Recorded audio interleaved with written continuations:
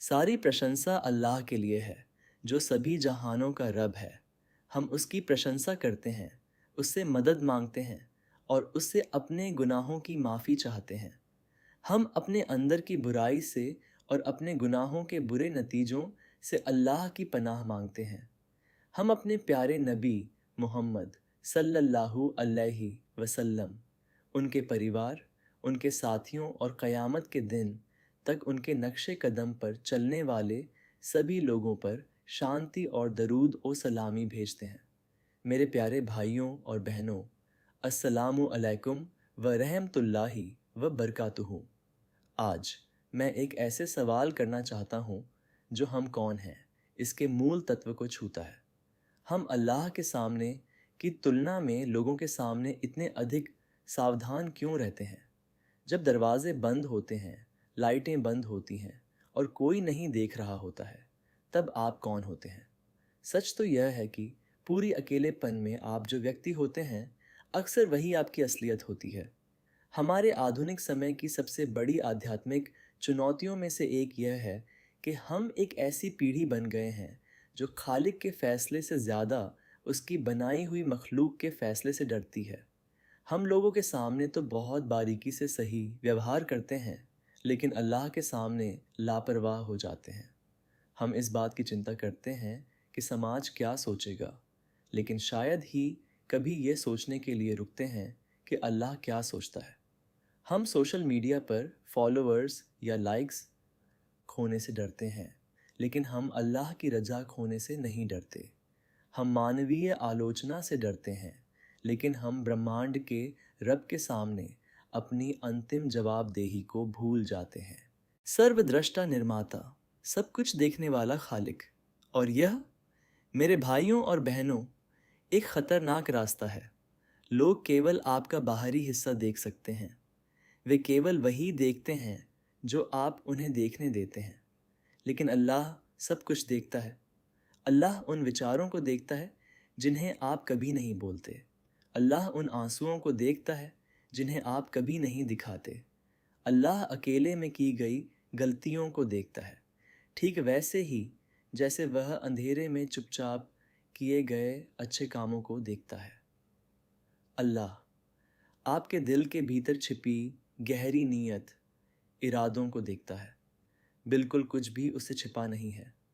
जैसा कि अल्लाह हमें सूरह अन-निसा आयत 8 में खूबसूरती से याद दिलाता है, वास्तव में अल्लाह हमेशा तुम्हारी निगरानी कर रहा है।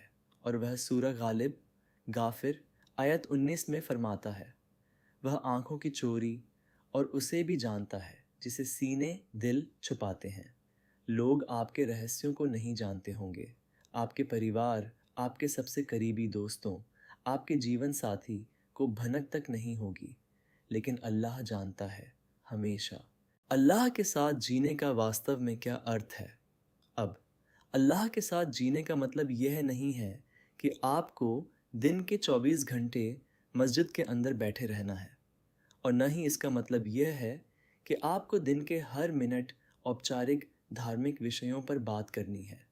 अल्लाह के साथ जीने का मतलब है इस जीवंत, खूबसूरत जागरूकता के साथ जीवन जीना कि वह आपके साथ है, चाहे आप कहीं भी हों। वह आपके साथ घर पर, काम पर, स्कूल में और आपके व्यावसायिक लेन देन में है। वह आपके विवाह में, आपके फ़ोन पर और जब आप इंटरनेट ब्राउज़ करते हैं तब भी आपके साथ है। अल्लाह के साथ जीने का मतलब है हर कदम से पहले, बोलने से पहले, ऑनलाइन पोस्ट करने से पहले, खरीदने से पहले, बेचने से पहले और जीवन बदलने वाला कोई भी फैसला लेने से पहले रुकना और खुद से एक सुनहरा सवाल पूछना, क्या अल्लाह इससे खुश होगा? ज़रा सोचिए कि अगर हम हर काम से पहले खुद से यह एक सवाल पूछें, तो हमारी ज़िंदगी कितनी गहराई से बदल जाएगी। बहुत सारे छिपे हुए गुनाह तुरंत गायब हो जाएंगे। बहुत सारे झगड़े शुरू होने से पहले ही ख़त्म हो जाएंगे। बहुत सारे दिलों की हिफाजत होगी, परिवार ठीक हो जाएंगे और छिपे हुए अन्याय रुक जाएंगे। एहसान की खूबसूरती, यह हमें एहसान की खूबसूरत अवधारणा, संकल्पना पर लाता है। एक दिन फरिश्ते जिब्रील अलैहिस्सलाम पैगंबर मोहम्मद सल्लल्लाहु अलैहि वसल्लम के पास आए और उनसे एक गहरा सवाल पूछा, एहसान क्या है? पैगंबर मोहम्मद सल्लल्लाहु अलैहि वसल्लम ने उन शब्दों के साथ जवाब दिया जिन्हें हमें अपने दिलों में संजो लेना चाहिए। अल्लाह की इबादत इस तरह करो जैसे तुम उसे देख रहे हो, और यदि तुम उसे नहीं देख सकते तो यह जानो कि वह तुम्हें देख रहा है। कितनी लुभावनी परिभाषा है। हो सकता है कि आप इस समय अल्लाह को अपनी भौतिक आंखों से न देख रहे हो, लेकिन वह आपको पूरी तरह से देख रहा है।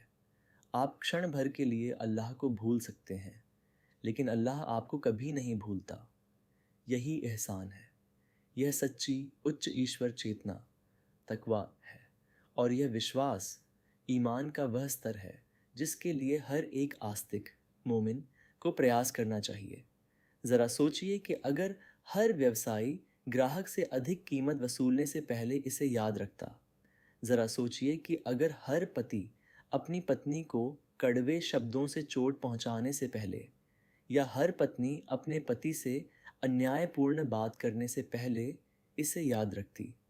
ज़रा सोचिए कि अगर हर नियोक्ता मालिक किसी कर्मचारी का शोषण करने से पहले इसे याद रखता, या हर बच्चा अपने माता पिता के प्रति अनादर दिखाने से पहले इसे याद रखता, हमारी दुनिया कितनी अलग और कितनी खूबसूरत होती। लोगों को खुश करने के जाल से मुक्त होना। मेरे प्यारे भाइयों और बहनों, शैतान के सबसे चतुर जालों में से एक हमें लोगों की राय के बारे में जुनूनी बनाना है। हम लोगों के लिए कपड़े पहनते हैं, लोगों के लिए बोलते हैं, लोगों के लिए अपने व्यक्तित्व को बदलते हैं और उनकी मंजूरी के लिए बुरी तरह तरसते हैं। फिर भी विडंबनापूर्ण सच्चाई यह है कि उन लोगों में से एक भी व्यक्ति अल्लाह की अनुमति के बिना हमें एक कण के बराबर भी लाभ या हानि नहीं पहुंचा सकता है।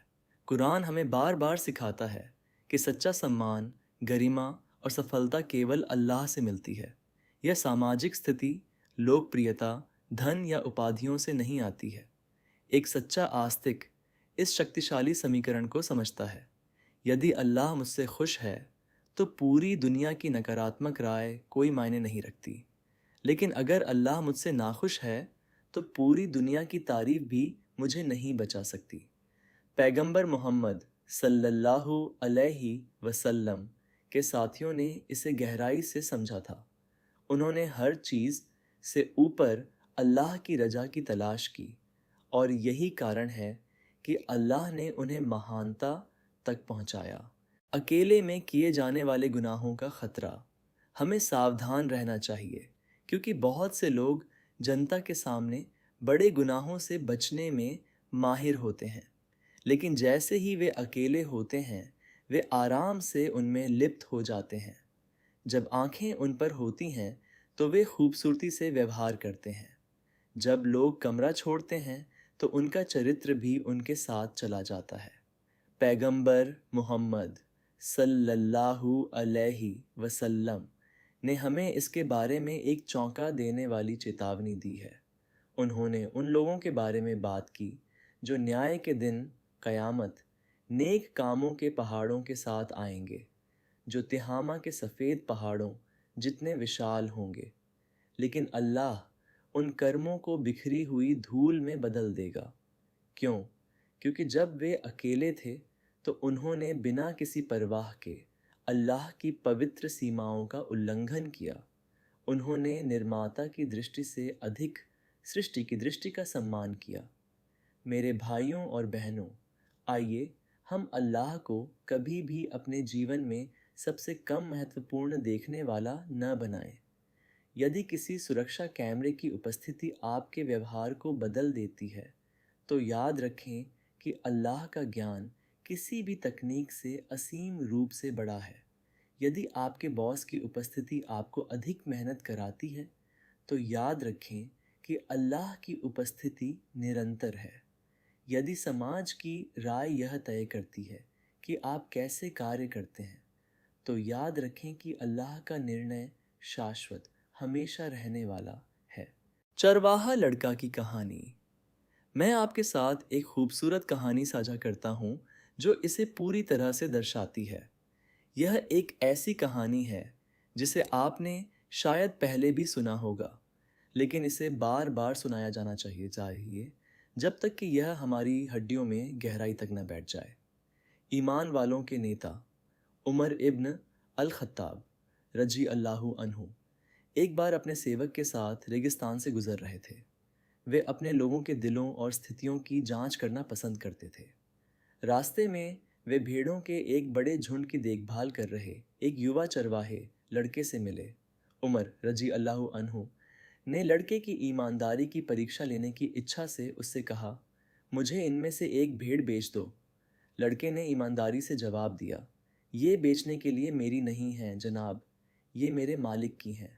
उमर रजी अल्लाहु अन्हु ने यह देखने के लिए कि वह क्या करेगा, उसे और उकसाया, बस अपने मालिक से कह देना कि एक भेड़िया आया और उनमें से एक को खा गया, किससे कभी पता चलेगा।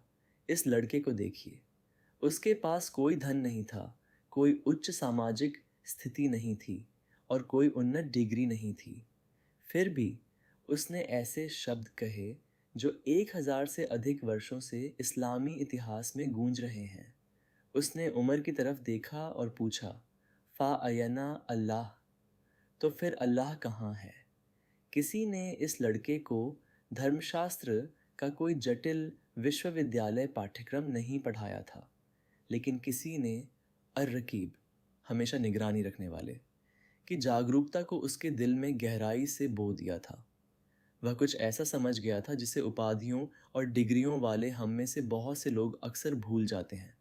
कोई नहीं देख रहा है जैसी कोई चीज़ नहीं होती, हमेशा कोई ना कोई देख रहा होता है। उमर इब्न अल खत्ताब रजी अल्लाहु अन्हु उसके जवाब पर रो पड़े। वे इतने प्रभावित हुए कि उन्होंने लड़के के मालिक का पता लगाया, लड़के की आज़ादी खरीदी और उसे उदारतापूर्वक पुरस्कृत किया। शक्ति पर बने एक राज्य में उमर की मुलाकात एक ऐसे बच्चे से हुई थी जो एकमात्र मूल्यवान मुद्रा, तकवा, ईश्वर भीरुता में बाकी सभी से अधिक अमीर था। तो मैं आज आपसे और ख़ुद से वही सवाल पूछता हूँ, जब हमें धोखा देने, झूठ बोलने, चुगली करने, अपने फ़ोन पर कुछ ऐसा देखने की इच्छा होती है जो हमें नहीं देखना चाहिए, या किसी ऐसे व्यक्ति से दुर्व्यवहार करने की इच्छा होती है जो अपना बचाव नहीं कर सकता, फ़ाअयना अल्लाह, उस पल में अल्लाह कहाँ है? एक दूसरे के प्रति हमारे व्यवहार को बदलना, यह जागरूकता बिल्कुल वही तरीका है जिससे हमारे रिश्ते और हमारा समाज ठीक होते हैं। मनुष्यों के बीच अधिकांश पाप पीठ पीछे बुराई करना, गीबत, धोखा देना, अशिष्टता, टूटे हुए वादे और शक्ति का दुरुपयोग भीड़ के सामने मंच पर नहीं होते हैं, वे अंधेरे में होते हैं। वे निजी संदेशों में, बंद दफ्तर के दरवाज़ों के पीछे, उस कार्यकर्ता से बात करने के तरीके में होते हैं जो पलट कर लड़ नहीं सकता, या उस तरीके में होते हैं जब परिवार आसपास न होने पर आप अपने जीवन साथी से व्यवहार करते हैं। यदि आपका एकमात्र संयम मानवीय आंखें हैं, तो जैसे ही वे आंखें चली जाएंगी, आपका चरित्र गायब हो जाएगा। लेकिन अगर अल्लाह आपका संयम है, तो आपका अच्छा व्यवहार किसी दर्शक पर निर्भर नहीं करता है। यह बिल्कुल वही बन जाता है जो आप हैं। पैगंबर मोहम्मद सल्लल्लाहु अलैहि वसल्लम ने एक सार्वभौमिक आदेश दिया, तुम जहाँ कहीं भी हो अल्लाह से डरो, सिर्फ मस्जिद में ही नहीं बल्कि तुम जहाँ कहीं भी हो। आगे बढ़ना, व्यावहारिक कदम। जैसे ही हम आज प्रस्थान की तैयारी कर रहे हैं, हम व्यावहारिक रूप से अपने दैनिक जीवन में तकवा के इस खूबसूरत गुण का निर्माण कैसे करें। आइए हम कुछ सरल कदमों के लिए प्रतिबद्ध हों। एत, रुकें और पूछें। अगली बार जब आप अकेले हों और कुछ ऐसा करने के लिए ललचाएं जो आप सार्वजनिक रूप से नहीं करेंगे, तो रुकें, सांस लें और ख़ुद से चरवाहे लड़के का सवाल पूछें, फ़ाअयना अल्लाह। 2. लिखने वालों, फरिश्तों को याद रखें, खुद को याद दिलाएं कि आपके कंधों पर बैठे फरिश्ते सिर्फ एक अवधारणा नहीं हैं, वे इस समय भी पूर्ण सटीकता के साथ सक्रिय रूप से लिख रहे हैं। 3. कमज़ोरों के साथ अपने व्यवहार की जांच करें। उन लोगों के साथ अत्यंत सम्मान से पेश आएं जिनके पास आपके ऊपर कोई शक्ति नहीं है। कैशियर, सफाई कर्मी, आपका छोटा भाई बहन या ऑनलाइन कोई अजनबी। अल्लाह इस बात की गहराई से परवाह करता है कि आप कमज़ोरों के साथ कैसा व्यवहार करते हैं। 4. इस दुआ को एक दैनिक आदत बनाएं। इस खूबसूरत पैगंबर की प्रार्थना को अपनी ज़ुबान पर रखें। अल्लाहुम्मा ऐन्नी अला जिक्रिका व शुक्रिका व हुस्नी इबादतिक। हे अल्लाह, मुझे सार्वजनिक रूप से और अकेले में तुझे याद करने, तेरा शुक्रिया अदा करने और बेहतरीन तरीके से तेरी इबादत करने में मेरी मदद कर। मेरे प्यारे भाइयों और बहनों, एक ऐसा दिन आने वाला है जब हर एक रहस्य दुनिया के सामने घोषित कर दिया जाएगा। जैसा कि अल्लाह सूरह अत्तारिक आयत 9 में फरमाता है, जिस दिन छिपी हुई बातें रहस्य जांच ली जाएंगी, सामने लाई जाएंगी। अंधेरे में किया गया कुछ भी अंधेरे में नहीं रहेगा। हर कड़वा शब्द, बेईमानी का हर गुप्त काम और हर छिपा हुआ क्रूर व्यवहार सामने रख दिया जाएगा। आइए हम उस भारी दिन का इंतज़ार न करें कि अंततः यह याद करें कि अल्लाह देख रहा था। आइए हम उसे आज इसी समय अपने दिलों के सन्नाटे में याद करें। लोगों की राय का डर गायब होने दें और अल्लाह की चेतना को बढ़ने दें। जिन लोगों को हम प्रभावित करने के लिए इतने उत्सुक हैं, वे हमें उस दिन नहीं बचा सकते। लेकिन जिस अल्लाह को हम अक्सर भूल जाते हैं, वह आज हमें माफ़ करने के लिए तैयार है, अगर हम बस एक सच्चे दिल से उसकी ओर वापस लौट आएं। अल्लाह हमारे दिलों को तक़वा से भर दे। अल्लाह हमें सार्वजनिक रूप से और अकेले में पूर्ण ईमानदारी, इखलास प्रदान करे। अल्लाह हमारी पाखंड, मुनाफिकत से रक्षा करे और हमें उन लोगों में शामिल करे जो उससे प्यार करते हैं और उससे डरते हैं जब कोई और नहीं देख रहा होता है। आमीन। अगर आपको हमारा यह बयान पसंद आया हो तो प्लीज़ लाइक, शेयर और सब्सक्राइब करना न भूलें। अगर आपने पहले ही सब्सक्राइब कर लिया है तो बहुत बहुत धन्यवाद। जज़ाकल्लाहु खैरन। अस्सलामु अलैकुम व रहमतुल्लाहि व बरकातुहू।